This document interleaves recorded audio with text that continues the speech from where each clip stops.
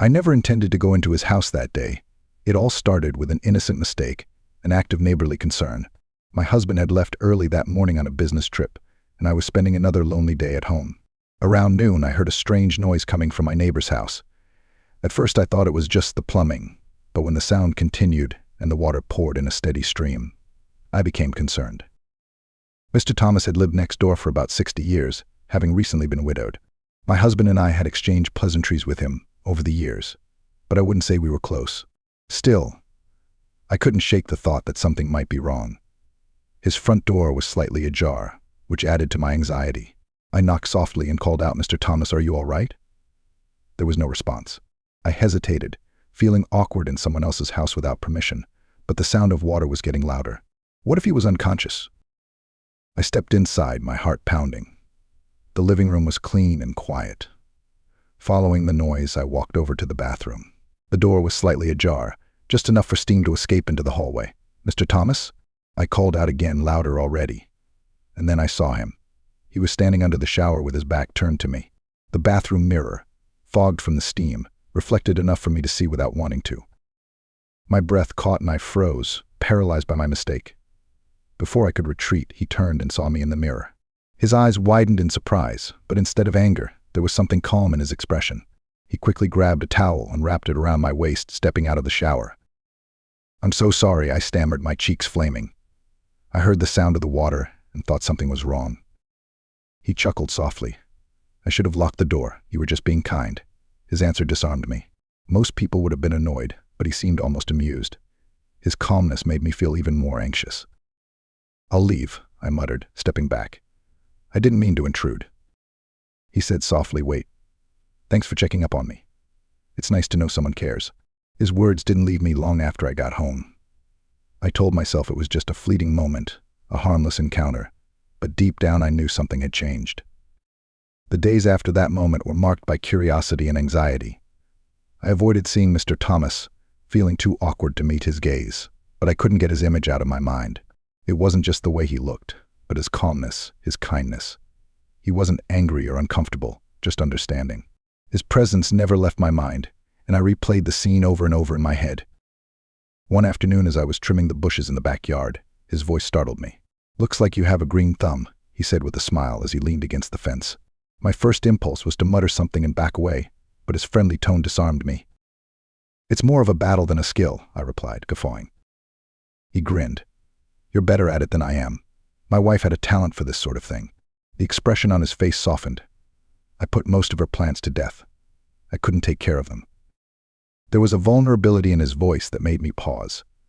"I can help if you want," I offered before I could think, and so it began. The days that followed turned into a routine. I'd spend an hour or two in his yard, helping him tend to his sprawling shrubs and neglected flower beds. He would join me as he told stories about his late wife, his years as a teacher, and the trips he planned but never took. His voice drew me in, warm and smooth.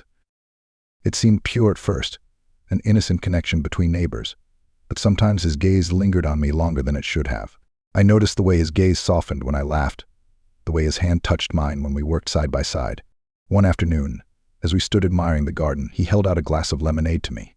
Our fingers touched for a moment, and I felt a jolt, as if the air between us had shifted for a moment. "You've done more for this place than I have in years," he said quietly, keeping his eyes on me. "It's nothing," I replied, my voice quieter than I wanted it to be. "It's not nothing," he said, and there was something in his tone that took my breath away. I looked away, trying to laugh. "Maybe you just need help. Or maybe I just need someone to remind me how much of life there is still to live," he said, his voice flat. I didn't know how to react. Part of me wanted to pull away, to remind myself that I was married, but another part of me reached for him, unable to ignore the spark between us. His presence was something I looked forward to, and the line between neighborly concern and something deeper began to blur. The evening when everything changed was quiet, a fine rain tapping on the windows. My husband had called earlier to say his trip would be delayed. I felt the weight of loneliness pressing on my chest. I hadn't planned to go to Mr. Thomas's house that evening, but somehow I found myself at his door, holding a plate of cookies I'd baked. When he opened the door, his smile was warm and his eyes lit up with surprise. "For me?" he asked. "Just thought you might want something sweet," I replied, feeling silly. He invited me inside, and soon we were sitting in his cozy living room. The warmth of the fire contrasted with the cold outside. We talked as we always did, but today was different. There was an intimacy in the air that neither of us recognized. When I set my glass on the coffee table, he reached out to catch it before it tipped him. Our hands collided, and instead of pulling away, we both froze. I lifted my head and his gaze rested on mine, questioning. "You don't have to stay if you're uncomfortable," he said quietly. "I'm not uncomfortable," I whispered, and the words came out on their own before I could stop them. He leaned closer, and I didn't pull away. The space between us dissolved, and when his lips met mine, it was gentle at first, almost tentative, but it quickly became deeper, brought on by months of unspoken longing. I knew it was wrong, all my insides screaming that it shouldn't be, but in that moment everything else seemed unimportant, just the way his hands held me, the way his touch made me feel wanted, alive. Time was blurring. The rain outside intensified, but all was quiet inside, except for our breathing and the quiet crackling of the fire. He paused, glancing at me, giving me a chance to stop, but I didn't. When it was over, we sat in silence, feeling the weight of what had just happened. He reached for my hand and squeezed it gently. "I never meant to make things difficult for you," he said quietly. I didn't know what to say back. My mind was a whirlwind of guilt and desire. I should have felt shame, and part of me did, but another part of me felt liberated, like I'd broken out of a cage I didn't even know I had. That night I stayed out longer than I should have and only left when the rain stopped. I walked home with a heavy heart, my mind reeling with questions about what I had done and why. Despite everything, I wanted to do it again. The days that followed were a torrent of guilt and longing. Every glance at my husband felt like a betrayal. Every moment alone with myself brought back memories of that night. I told myself it was a mistake, that it would never happen again, but the pain in my chest told me otherwise. At first, Mr. Thomas and I avoided each other, pretending nothing had happened, but the silence between us was unbearable. My heart sank whenever I caught a glimpse of him through the window, and I could tell he felt it too. One evening I found myself at the fence, and he was already there waiting for me. "I've been thinking about us," he said quietly. "I don't want to hurt you or your life." "I don't want to hurt you either," I replied, though my voice shook. The truth was that I didn't know what I wanted. I wanted to keep my marriage, my life the way it was, but I also couldn't deny that I was drawn to Mr. Thomas. He sighed. "I spent so many years alone, convincing myself I didn't need anyone, but then you came along and I stopped." He shook his head. "I didn't expect that." Tears came to my eyes. "It's not just you. I'm the one who let it happen." "You don't need to blame yourself," he interrupted gently. His words should have brought relief, but they only made the pain worse. "So what are we going to do?"